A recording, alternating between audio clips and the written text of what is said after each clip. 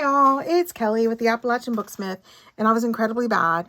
I was not supposed to work on this tag book until I finished 3 projects. Guess what? The tag book is done. I think it's done because this is more of an artistic expression for me. The other stuff I'm doing is really about building the business, building my Etsy business, and so this is a little more fun for me. I enjoy the other, I wouldn't do it, but this was fun. I really enjoyed this. Now, this is Tracie Fox 5 tag book challenge, and the rules were simple. Use 5 tags. That's how simple the rules were. She created a kit that is fantastic, and I'm going to link that on Etsy to this, and I'm going to link her videos that she used to explain this.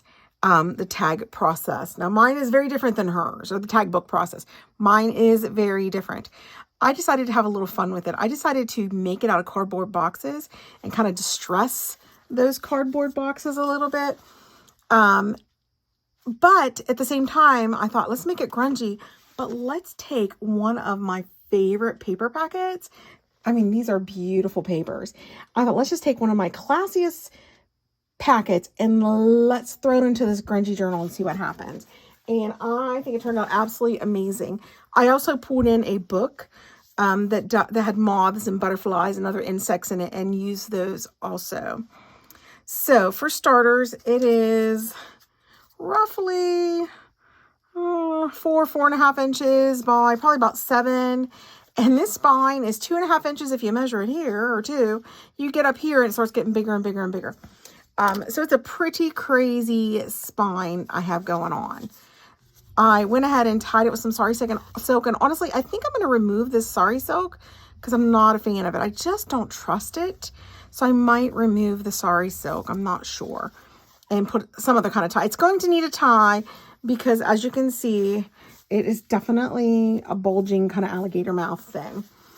So the back is one of the tags and the front is one of the tags. I just did a little bit of a collage on the back because I wanted this to be a little more something that could lay on the, and like lay flat. You don't have to worry about it, that kind of stuff. And so there are 5 tags, and I did a collage on the front with cardboard. So I have 2 pieces of cardboard, and I did my own little sentiment here. And I used blue jean. So one of the things you're going to see on all of the tags is blue jean, these moths or butterflies, and the cardboard. I consistently use that through. So, okay. So you open the first page up. Make sure we're in screen. We are. You open the first page up and you have a pocket.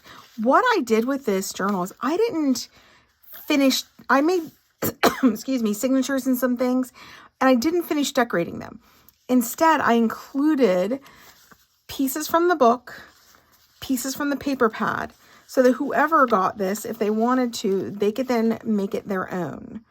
So this is tag number 1, and this is the signature between tag 1 and 2. And this is sewn in, and I put a little bit of green kind of trim on it. And it's got like 1, 2, 3, I think 4. So 8 front and back. That would be, oh, I'm so bad at this. 16 writing spaces there.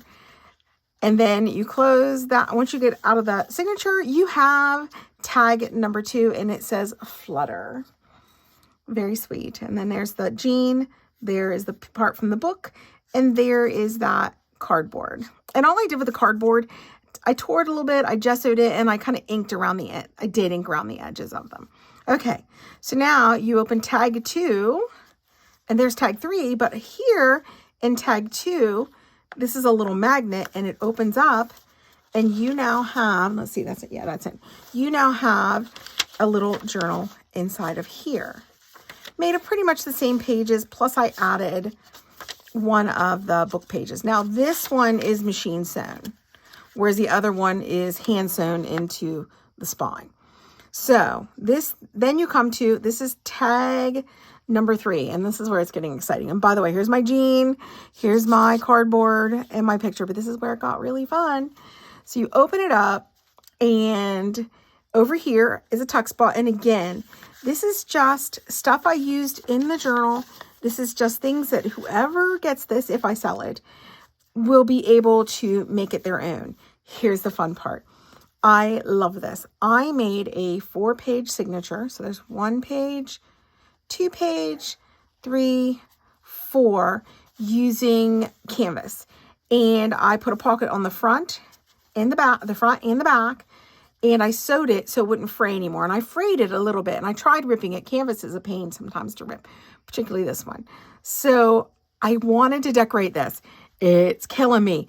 I just want to get in there and start sewing things. I've seen some great journals lately where people are doing applique and embroidery and fabric bunches. There's so many things. This kind of put me in the feel of those Tim Holt books that came out, I think last year or a year and a half ago, that were fabric. And then the front pocket here just has pieces from the paper pad. Look how beautiful that paper is. It's gorgeous. And then if you flip over to the other one, then this one, again, has paper pad, and there's a little bit from that book. I haven't put them in here yet, but I can't believe I forgot, but it's me.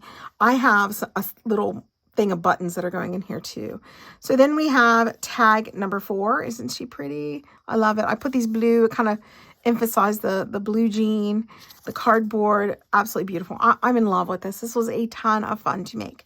So you turn tag 4, and you have tag 5, which is the back of the book.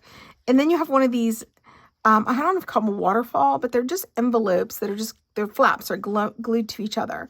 So here's the first one. And I just tucked a little piece of cardstock from the paper pack in there. The next one, there you go. And then this one opens this way. This one opens on the top. And I was so excited. This is, Patty Pocket stain here. And then here's some writing space, and this is empty for whatever anyone wants to do. So I used fabric to, oh my gosh, I love this. I used fabric to put the back together. I just took the fabric strips like Tracie did on her tutorials. And because of the way I did this and how bulky it got, it didn't look really particularly pretty. So then I cut some more canvas and I frayed the edges. I put a little fabric ruffle on there, sewed a little button, and made a new spine. So that's it. Also, I put these little sari silks at the top. I will say this was absolutely a ton of fun to make. There is still time to do this. I think her event is open till February 25th, maybe. And I do believe you have to be a member of her Facebook group, which is the Foxy Crafters. So I hope you enjoyed this. I hope it inspired you. Please subscribe and check out Tracie Fox.